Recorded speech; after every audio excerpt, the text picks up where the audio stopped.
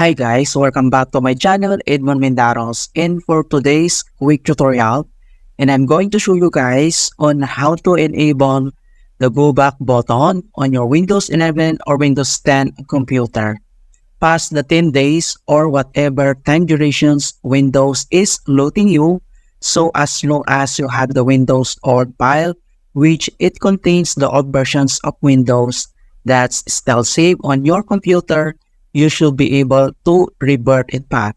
And without further ado, and let's go ahead.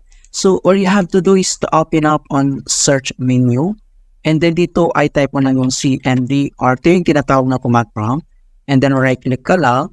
And then select mo lang dito yung run as administrator. So dito sa administrator command prompt ay kailangan lang natin i-type yung command keyword na sfc /scan now. So one word yung /scan now and then press mo lang yung enter. And makikita mo dito na beginning system scan. This process will take some time. Beginning verifications, phase of system scan. Kailangan lang natin hintayin na makomplete ang verifications into 100%. And makikita mo dito na verifications 100% complete.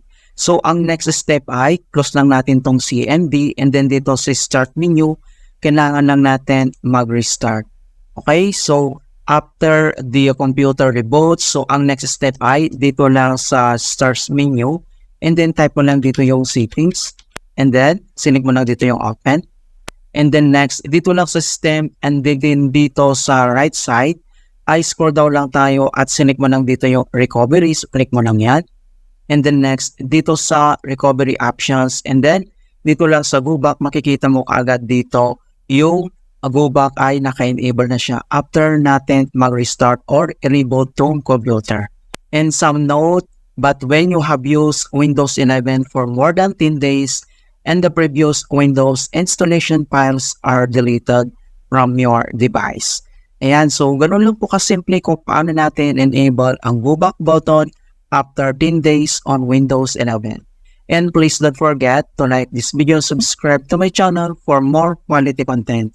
Thank you guys and see you in my next tutorial.